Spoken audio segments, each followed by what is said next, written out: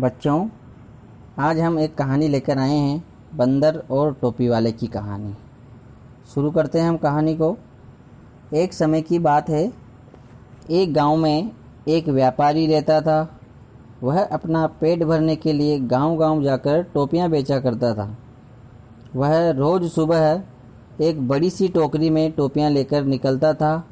उन्हें बेचकर वह शाम तक अपने घर वापस आ जाता था। एक सुबह वह अपनी टोकरी में रंग बिरंगी टोपियां लेकर निकला।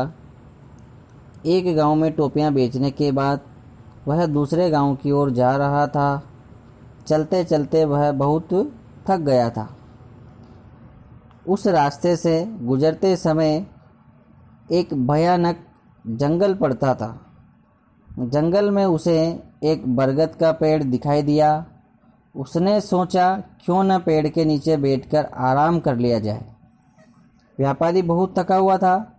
उसने टोपियों से भरी टोकरी को नीचे रख दिया, फिर सिर से टोपी उतारकर नीचे रखा और गले से गमछा उतारकर ज़मीन पर बिछा दिया और उस पर लेट गया। उसके बाद व्यापारी गहरी नींद में सो गया। वह जिस पेड़ के नीचे सो रहा था, उसी पेड़ पर बहुत सारे बंदर रह रहे थे। व्यापारी के सोते ही बंदरों ने उसकी टोकरी पर हमला कर दिया।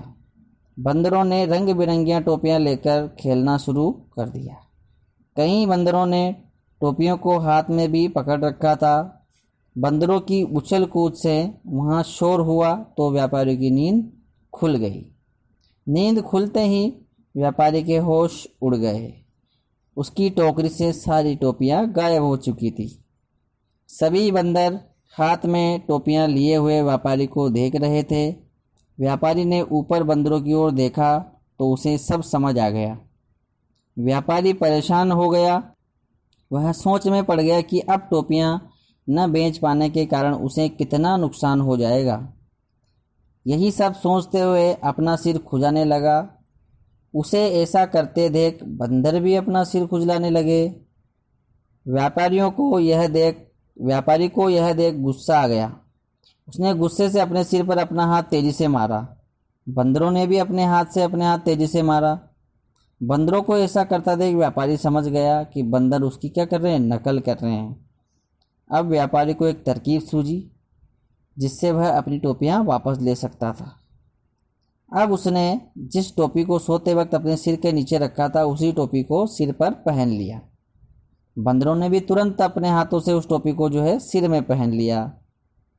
अब व्यापारी ने सिर पर पहनी टोपी को ज़मीन पर फेंक दिया। बंदरों ने भी व्यापारी की नकल करते हुए अपने सिर पर पहनी हुई टोपी ज़मीन पर फेंक दी। व्यापारी की तरकीब काम कर गई। उसने जल्दी जल्दी सारी टोपियां इकट्ठी की। टोकरी के सभी टोपियों को रखने के बाद व्यापारी वहां से तुरंत उन्हें बेचने के लिए दूसरे गांव की ओर चला गया। तो इस तरह हमें इस कहानी से जो शिक्षा मिलती है, वो इसे शिक्षा मिलती है कि हमें यह सीख मिलती है कि परिस्थिति चाहे जैसी भी हो, हमें घबराना नहीं चाहिए। हर हाल में समझदारी से और सूझबूझ से काम लेना चाहिए।